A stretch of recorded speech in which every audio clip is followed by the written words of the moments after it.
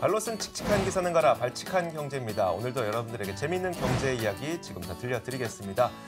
자, 오늘도 머니투데이 방송 권순우 기자 함께하겠습니다. 어서 오세요. 안녕하세요. 상식에 반대말은 욕심이라고 생각하는 상식주의자 권순우입니다. 네, 반갑습니다. 자, 그리고 오늘은 또 세종에서 염현석 기자도 올라왔습니다. 어서 오세요. 네, 안녕하세요. 카더라를 그렇다로 바꾸는 사실주의자 염현석입니다. 네, 저는 시장을 읽는 남자 이주호 앵커입니다. 자, 오늘 저희가 바로 이야기를 좀 시작을 해보도록 할 텐데 오늘 요즘 가장 핫해하는 아이템이라고 하면 뭐가 있을까요? 통일이죠. 통일. 예.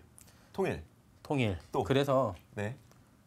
아니요, 통일이 맞는 것 같아요. 그래요? 그냥. 통일이에요. 뭐 알겠습니다. 다른 거 1주년 뭐 이런 거 1주년 하려고 그랬었는데 아닌 것 같고.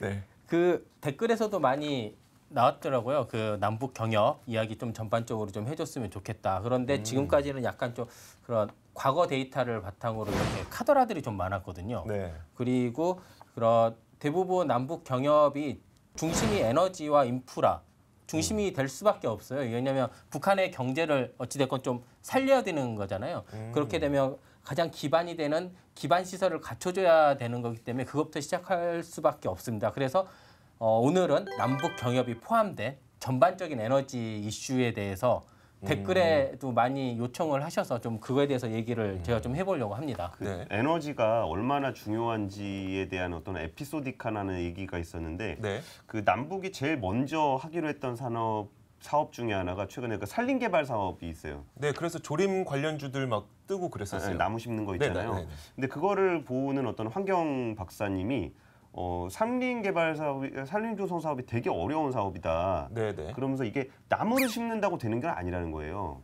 그러면요? 그러니까 그 사람 얘기가 나무가 왜 없겠냐. 많겠죠. 다 없잖아요. 땔감으로 써서 없는 땔감으로 거죠. 써서 없는 거예요. 그러니까 에너지가 기반이 되지 않으면 산림 개발을 아무리 하더라도 사람들이 가서 다 나무를 베버리기 때문에 에너지 기반이 안 되면 산림이 안 되는 게 있고 또 하나는 식량. 네. 식량이 없으면 산에 가고 사람들이 다 캐간다는 거예요. 그래갖고 식량과 에너지가 되는 그 기반 사업이 안 되면은 산림 개발 조성을 하기 위해서 아무리 나무를 심어도 안 된다는 거죠. 나무 자라는 건 수십 년 걸리는데 예. 땔감 떼서 태우는 건 하루아침이에요. 그래서 그만큼 에너지가 이제 기반이 되는 중요한 사업이란 말이죠. 그렇구나. 그 요즘에 남북 경협에 대해서 많이들 관심이 있어요. 네네. 그 아까 그 권순우 기자가 얘기한 것처럼 남북 경협에서 지금 당장 시작할 수 있는 게 산림 조성 사업 하나밖에 없습니다. 왜냐하면 그 사업만 유일하게 그 미국의 세컨더리 보이콧에서 제외가 됐고 당연히 유엔 제재에서도 제외가 되어 있기 때문에 뭐 그런 얘기들이 있는데요. 어찌됐건 뭐 산림 조성 사업은 여러 가지 남북 경협 중에 하나이고 우리가 이제 실제로 관심을 갖고 사람들이 우리나라에도 뭔가 이득이 되고 그러니까 여러 가지 인프라 조성 사업은 한마디로 SOC 사업을 북한에 깔아주는 거잖아요. 네네. 우리가 까는 거잖아요. 당연히 그만한 대가를 받아야 되는 거고요. 그렇다면 어떤 것들이 좀 정확하게 될까를 좀 한번 살펴볼 필요가 있어요. 네. 그러면 가장 먼저 우리가 생각할 수 있는 게 인프라, 그러니까 철도, 그때 저희가 잠깐 말씀드렸던 철도, 그리고 전력, 그리고 이제 자원개발. 보통 이거 3개 정도를 생각할 수 있는데요. 먼저 자원개발부터 말씀을 드릴게요. 자원개발이라는 게 굉장히 애매합니다. 여러 가지 외신들 같은 경우에는 북한의 뭐 4조 달러, 네네. 그러니까 우리나라 돈으로 뭐 한 4,200억? 4,200조. 4,200조. 4,200조 정도의 가치가 있는 광물이 있다라고 뭐 얘기하는 데도 있고 최대 7조 달러까지 얘기하는 데도 있어요. 그리고 우리나라도 과거에 한 6조 달러 정도로 북한의 광물이 매장이 되어 있다. 아마 이게 삼성전자 시가총액이 지금 한 400조 좀 안 되죠. 그렇죠. 10배 이상의 가치가 이제 그러니까 북한 땅 속에 있다. 라고 얘기를 해요. 우리 아니, 어렸을 우리- 때 네. 그 보면은 북한의 풍부한 자원 개발 그 얘기 우리 초등학교 때 배우잖아요. 네네. 그게 뭐 아무 근거 없는 얘기는 아니었나 보네요. 근데 여기에서 보면 그 북한에 지금 있는 광물 종이 한 220종 정도 됩니다. 굉장히 다양하게 많이 광물 있죠. 종류도 많고 네. 매장량도 많아 보이고. 종류가 많으니까 조금만 있어도 매장량은 많을 수도 있는데 네. 저거 있었으면 좋겠다. 히토류. 히토류는 많이 우와. 있어요. 북한 북한에 많아요? 북중 접경 지역이 원래 히토류가 많이 있는 곳으로 유명을 해요. 네네. 근데 하나 문제가 있어요. 자원이 분명히 많이 있을 가능성이 굉장히 높아요. 왜냐하면 정확하게 조사를 안 해봤기 때문에 잘은 모르지만 가능성은 있는데 이게 돈이 될지 안 될지는 확신할 수 없어요. 저희가 그건 무슨 말이에요? 우리나라가 예전에 네. MB 시절에 자원개발 많이 했었잖아요. 그때 나왔었던 얘기 중에 하나가 매장량이 많다라는 얘기는 항상 나와 있었어요. 근데 매장량이 많은데 손실을 봤다. 이거는 조금 아이러니하거든요. 이 얘기가 이해가 안 되는 이유가 예를 들어서 뭐 어디 땅에 누구네 집 땅에 금이 묻혀 있다. 그럼 금 캐면 만약 금이 1kg 묻혀 있다. 그러면 그 금을 캐면은 그게 돈이 되는 건데 분명 1kg이 묻혀 있는 건 맞는데 그 1kg짜리 캐냈더니 돈이 안 되고 손실이 나더라 이 얘기잖아요. 그게 이해가 안 되는 거죠. 그게 간단하게 말씀을 드릴게요. 똑같이 1kg씩 아까 금이 네네. 묻혀 있다라고 보면 이렇게 한 덩어리로 이렇게 땅속에 묻어 있다고 생각하면 우리가 한 번만 파서 빼내면 되잖아요. 그렇죠. 네. 근데 모래밭이 그냥 다 금이에요. 그러면 그거를 녹여서 네. 금을 추출을 해서 다시 정제를 하고 그걸 다시 금괴로 만들어야 되는 이 비용이 수반이 된다는 거죠. 그리고 막 그렇다면 엄청 깊은 데 있어. 네. 캐는데 막 엄청 들어. 그럼 캘 필요가 없겠죠. 매장량은 많을 수 있는데 이게 경제성이 없을 가능성도 있어요. 그게 그렇기 중요하군요. 때문에 자원개발이 우리나라가 2008년부터 시작했던 네네. 가장 실패한 이유는 매장량만 믿었었던 경우가 되게 많아요. 매장량만 믿다 보니까 이게 매장이 풍부한데 당연히 돈 벌겠지 하고 갔는데 동시에 뒤통수를 2번 맞은 거죠. 매장량은 많았는데 경제성이 없었고 광물값도 떨어져서. 그래서 이제 거의 폭삭 망하게 된 건데 그런 우를 또 성급히 하다 보면 북한에서도 또 할 수도 있어요. 그러면 우리는 북한에 속았다라는 얘기가 나올 수도 있겠죠. 그러니까 이거 굉장히 좀 조심히 접근을 해야 될 사안 같아요. 좀 다른 얘기긴 한데 얼마 전에 제가 공부하다 뭘 배웠었냐면은 이제 독일 사례랑 공부해 본 거예요.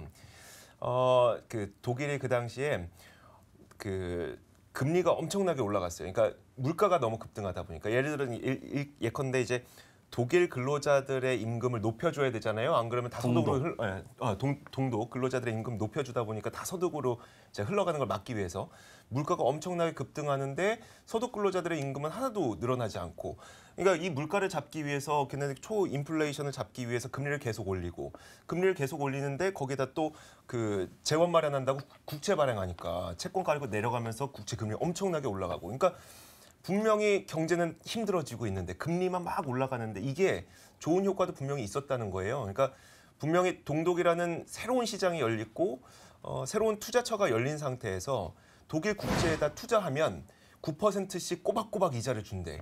이렇게 좋은 수익률을 안겨주는 곳이 없는 거죠. 그러니까 외국인 투자자들이 굉장히 많이 독일로 흘러 들어왔다는 거예요. 그러니까 물론 그 비용을 도대체 어디서 마련하냐. 우리는 대부분 우리 주머니에서 나가는 것들만 계속 이제 상상을 하다 보니까 아유, 그 비용을 어떻게 마련해?라고 하지만 그 상황이 오게 되면 금리라는 것을 이용해서 혹은 환율이라는 것을 이용해서 외국인 투자금들이 들어오게 만들 수 있는, 민간을 그냥 너희 지금부터 삼성전자 여기에다 돈 넣어 이게 아니라 그런 유인책들이 분명히 우리가 공부를 하다 보면 생길 수가 있다는 얘기도 있더라고요. 아무튼 좀 뭐 여러 가지가 생길 수 있겠는데 그 먼저 아까 말한 것처럼 그 뭐 삼성전자가 들어가든 현대차가 들어가든 공장이 들어가려면 일단 전기랑 도로가 있어야 돼요. 네네. 그렇죠. 그러면 뭐 도로야 깔면 돼요. 예를 들어 뭐 황해도 어디에 현대차 공장이 들어간다. 그러면 개성공단까지 깔려 있는 길을 이용하면서 계속 이렇게 연장해서 만들어가면 되는데 문제는 가장 큰 건 전력이에요.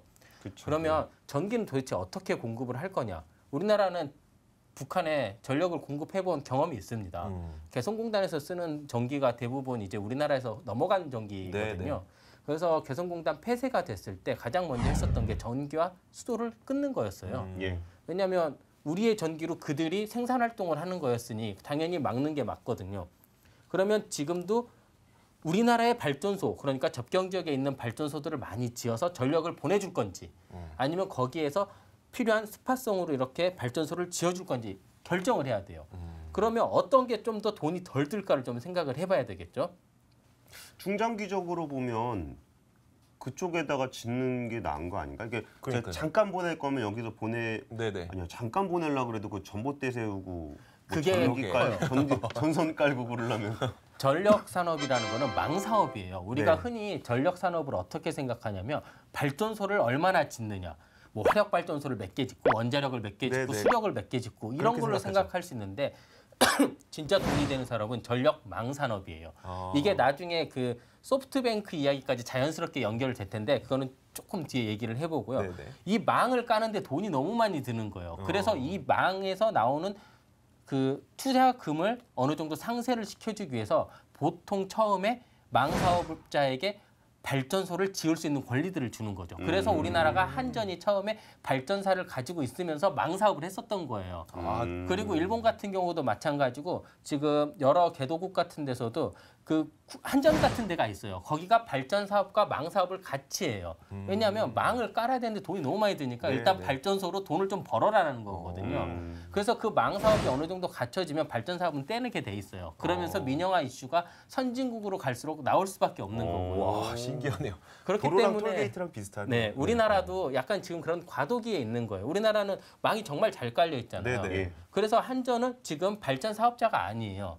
한수원부터 해서 발전 5개사가 있는데 얘네들을 민영화를 할 건지 여부가 이제 걸려 있는 거죠. 뭐 그거는 이제 나중에 문제인 네네. 거고 아무튼 이런 전력 산업에 그런 구조가 있다 보니 망을 먼저 깔아주면 단기적으로는 굉장히 손실이 커요. 그렇다면 이렇게 가까운 개성 정도야 뭐 상관이 없겠지만 저기 함경도 뭐 이런 데까지는 깔려면 시간이 많이 백두산까지 걸리잖아요. 올라갈 수는 없으니까. 그렇죠. 그건 그러면 어려우니까. 스팟성으로 발전소를 지어줘야 돼요. 근데 발전소는 굉장히 비싼 플랜트거든요. 그렇죠. 예. 조 단위의 사업이 들어가는 네, 거예요. 네. 그렇게 되려면 어떤 발전소를 지을 건지, 뭐 화력을 지을 건지, LNG를 지을 건지, 원자력을 지을 화력이지 건지. 화력. 아니죠. 화력 같은 경우에는 북한은 핵이 많아서 원자력이라는 얘기도 하시더라고요. 이게 뭐랑 연관이 돼 있냐면 러시아 PNG 사업과 연관을 또 시킬 수가 있어요. 가스. 그렇겠네. 네. 그리고 우리나라도 지금 그 복합 LNG 발전소를 많이 건설하는 추세고 에너지 전환을 하면서 LNG 발전소로 넘어가고 있기 때문에 네네. 북한에도 그걸 권장할 수가 있는 거죠. 그렇게 되면 북한이 PNG, 러시아에서 PNG를 해야 될 유인 요인도 굉장히 많아지고요. 그렇게 되면 우리가 지금 정부에서 하고 있는 신북방 경제의 가장 큰 한 축인 러시아 PNG 사업이 완성이 되는 거죠. 천연가스인데 파이프라인 타고 온다고 해서 PNG. 네, 근데 그 파이프라인 타고 들어오면은 지금 LNG 값의 거의 뭐 3분의 1 뭐 이렇게 된다고. 엄청 싸집니다. 수송비가 석탄보다 싸져요. 들지 않기 때문에 석탄보다 싸진다고요? 그렇게 싸진다고요? 세금 빼고 어. 왜냐면 운송비가 있잖아요. 석탄 같은 경우에는. 그러니까 물론 그 우리나라에서 나오는 것보다는 비쌀 수도 있는데 아무튼 석탄만큼 싸져요. 그렇게 되면 그 원전을 줄이면서 탈원전을 하면서 상승 요인이 있는 전기 요금을 조금 억제할 수 있는 그런 여건도 조금 마련이 되는 거죠. 그렇기 때문에 네. 제 생각에는 화력 발전소보단 PNG, 그러니까 LNG 발전사들을 조금 이렇게 지어주지 않을까. 그렇다면 이걸 듣고 촉이 있으신 분들은 우리나라 그럼 LNG 발전사들이 어딘가 막 찾아보시겠죠. 이게 참- 아직 멀었습니다. 그런데 그것도 그렇고 왠지 이게 정치적인 문제에 의해서 이게 좀 가로막히거나 아니면 좀 잡음이 발생하거나 그러니까 일이 진척이 좀 지연되거나 이런 경우도 굉장히 많을 것 같아요. 예를 들어서 러시아의 경우에는 그 유럽으로 천연가스를 보내고 있잖아요. 그것도 사실 그 유럽은 웬만하면 이제 또 미국하고 친하니까 이거 예. 웬만하면 좀 의존도 줄이려고 하고 있는데 갑자기 한국이 나타나서 북한을 통해서 한국까지 러시아 가스 받겠습니다 이렇게 되면 또 약간 뭔가 미묘한 정치적인 좀 갈등들 이런 것들도 발생할 것 같고 아무튼 해결해야 될 게 그래도 싸면 쓸 것 같은데. 그렇긴 하죠. 이게 어떤 게 있냐면요. 아까 그 이주호 앵커가 말씀하신 것처럼 여러 가지 정치적인 문제들이 많아요. 그럼 러시아가 짜증나서 잠금 어떡할 거냐. 뭐 이런 것부터 해서 그럼 뭐 미국이 삐지면 어떡할 거냐. LNG는 LNG, 미국에 있는 셰일가스는 셰일가스대로 가져오는 거고요. PLNG는 PLNG대로 가지고 오는 거예요. 네네. 그러면 그 만약에 러시아에서 짜증나서 이렇게 잠그면 어떡할 거냐. 이 문제만 해결하면 되는 거잖아요. 이거는 유럽 모델 그대로 따라가면 돼요. 그 러시아의 가즈프롬이라는 회사에서 모든 걸 다 총괄을 하는데요. 네네. 거기 주요 주주 중에 EU 국가들이 되게 많아요. 그렇죠. 우리나라도 아마 그렇게 되면 주요 주주로 참여를 하게 돼서 주주권을 행사를 통해서 아마 이렇게 하게 될 것 같습니다. 근데 푸틴은 주주권 안 지켜줄 것 같아요. 아우 공산주의가 돈에 더 밝아요. 그래서 이렇게 보면 그 석탄 화력 발전 그리고 특히 아까 제가 휘토리오 말할 때도 환경 문제 얘기했었잖아요. 네네. 아무리 깨끗한 화력 발전을 지어도 복합 LNG보다는 더러워요. 그렇기 때문에 아마 LNG 중심으로 뭐 하지 않을까라는 생각이 좀 들어요. 근데 워낙 그 개발 수준이 낮은 국가에서는 일단 싸게 전기 만드는 게 되게 중요할 것 같아가지고 그러면 친환경적인 에너지보다는 좀 더 저렴하게 에너지를 생산하는 게 더 중요하지 않을까 싶어서 저는 석탄화력 발전소를 아까 말씀을 드렸던 거거든요. 근데 그냥 중장기적으로 생각해도 뭐 북한의 경제 성장률이 아무리 빠르게 성장한다고 해도 그 어느 정도 이렇게 멀쩡한 국가 수준으로 올라오려면 한참 걸리지 않을까 싶어서 그럼 LNG를 지어야 되냐 석탄화력을 지어야에 대한 문제도 꽤 고민이 많이 되는 문제일 것 같아요. 그렇죠. 이게 특히 가장 큰 문제가 북한에 질 좋은 유연탄들이 많아요. 그래서 이제 당장 석탄 화력은 시작은 할 수가 있는데 그거는 굳이 우리나라 저는 이제 남북 경협 입장에서 말씀을 네네. 드리는 거예요. 남북 경협 자금으로 지을 정도는 아닌 것 같고요. 그런 거는 이제 ODA 자금이라든지 아니면 뭐 국제 ADB라든지 이런 개발은행에서 이제 지어주는 거고 제가 이제 LNG를 얘기를 하는 거는 나중에 러시아와 그 PNG 사업까지 연계를 시키려면 이왕이면 LNG 사업이 낫지 않을까, LNG 발전이 낫지 않을까라는 말씀을 드린 거예요. 북한이 석탄 화력을 배제할 거라는 얘기는 아니에요. 네. 거기가 안 들어갈 거라는 얘기는 아니고 아까 말씀드렸잖아요. 남북 경협을 포함한 에너지 이슈이기 때문에 남북 경협을 하는 우리의 입장에서는 LNG를 훨씬 더 선호할 거다라는 얘기인 거고 석탄 화력 발전 아까 권순우 기자 얘기한 것처럼 지금 당장 빨리 많은 전기를 생산하기 위해서는 많이 건설을 해야 될 거예요. 그거는 굳이 남북 경협 자금이 아니라 뭐 개발은행 자금이라든지 아니면 뭐 미국 자본, 일본 자본, 중국 자본 이렇게 많이 들어올 수 있는 거죠. 화끈하게 네. 태양광 이런 거 안 됩니까? 이게 태양광이 문제가 그 북한은 일단 기본적으로 우리나라보다 일조가 안 좋기 때문에 힘들어요. 그렇다면 그래요? 안 좋죠. 북쪽일수록 안 북쪽이구나. 좋잖아요. 그러네. 그러면 문제는 뭐가 있냐면 그 신재생이라고 하면 이제 태양광을 많이 생각을 하는데 사실 풍력이 훨씬 좋아요. 풍력. 네. 왜냐하면 태양광 같은 경우에는 그 1메가와트를 생산하려면 500평 정도가 필요해요. 네네. 지금 기술에서. 네. 근데 풍력은 제대로 이거 하나만 꼽잖아요. 이거 그 바람개비 바람개비, 같은 네. 그 하나 꼽으면 3메가가 나와요. 상식적으로 아, 생각하기에 그 비용 대비 뭐가 좋을까? 그 태양광이 좋을까? 풍력이 좋을까? 당연히 풍력이 좀 더 좋아요. 근데 네네. 풍력은 입지 조건이 까다로워요. 바람이 많이 불어도. 근데 개마고원에 빡 깔면 어떨까? 뭐 이런 생각을 할 수는 있는데 돈이 많이 들기 때문에 지금 당장은 힘들고요. 그래서 신재생보다는 이제 뭐 LNG나 석탄화력 그리고 이제 예전에 했던 그 캐도 사업의 일환으로 원자력이 들어갈 수가 있는데 워낙 핵이 민감한 국가이기 때문에 원자로는 뭐 경수로 정도면 뭐 될 수는 있겠지만 어떻게 될지는 잘 모르겠습니다. 이렇게 그 발전소가 지으면 발전소들을 까는 전력망도 중요하지만 그렇다면 여러 가지 이제 전기가 생기면 공장이 들어가고 물류가 발생을 한단 네네네. 말이에요. 그러면 철도가 됐든 도로가 됐든 생겨야 되는데 인프라의 핵심은 철도예요. 특히 남북 경협에서는. 그러면 우리나라의 인프라 축이 어떻게 바뀔 건지를 한번 생각해 봐야 돼요. 인프라의 축이 바뀐다는 게 어떤 의미예요? 현재 우리나라 철도 기준, 철도든 도로든 네네. 우리나라는 하나의 축을 가지고 있고 거기에서 지선이라는 개념이 많아요. 그렇죠. 정부 네네. 라인을 네, 가지고 그렇죠. 있고 그렇게 되면 이게 중앙을 뚫는 거란 말이죠. 네. 근데 이게 남북 경협이 되면 동부 라인이 굉장히 각광을 이거 받을 수 땅값 있어요. 얘기예요. 땅값 얘기. 동부 라인이 할 수 있는 게 강원도 이쪽을 통해서 함경도로 넘어가서 러시아 이렇게 시베리아를 통한 이런 그 어디예요? 유럽까지 가는 네네. 이제 횡단 열차가 우리나라 동부 벨트예요. 동부 라인 쪽이에요. 그렇게 되면 우리나라 그 서울, 부산의 이런 중심축이 경제권도 이쪽으로 약간 좀 갈 수도 있어요. 그러면 서부 벨트는 뭘 할 건지 이거 좀 약간 소외를 받을 수 있어요. 왜냐하면 서부 라인은 그 광명을 지나서 개성을 통해서 중국 내륙으로 들어가는 거예요. 이거는 뭐 중국과의 통상이라든지 뭐 산업 라인에서는 굉장히 좋을 수는 있겠지만 그래서 그 철도 같은 경우에는 약간 우리나라의 경제축 자체가 바뀔 수 있을 정도로 좀 큰 사건인 것 같아요. 그래서 제가 처음에 말씀드렸던 게 이제 철도를 말씀드렸었는데 그 괴간을 제가 정확하게 설명을 안 드려서 이제 괴간이 뭐예요? 그러니까 철도의 폭, 그렇죠. 철로의 폭. 네. 우리나라랑 북한은 철로 폭이 비슷해요. 그래서 그냥 연결해서 쓰면 되는데 처음 보시는 분들을 위해서 좀 기본 설명을 먼저 좀 해주세요. 숫자는 까먹어서 기억이 숫자 말고. 우리나라와 북한은 같은데 러시아는 좀 더 좁아요. 그래서 넓은가? 아무튼 좀 다릅니다. 그래서 사람들이 생각하는 게 아니 철길만 깔면 다냐? 철로 폭이 다르기 때문에 이 철길 다시 깔아야 된다 이런 얘기를 하는데 여기다 그러면 설명해 주시면. 시베리아 거를 다시 까는 것보다 우리나라를 다시 까는 게 훨씬 더 경제적이겠죠. 근데 굳이 안 그래도 돼요. 그래요? 갈아타면 되잖아. 예?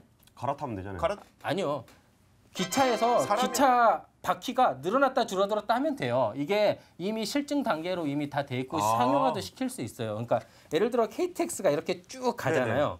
일자로 쭉 가다가 갑자기 철도 폭이 좁아져요. 그러면 그 연결고리만 만들어주면 되는 거예요. 좁아지는.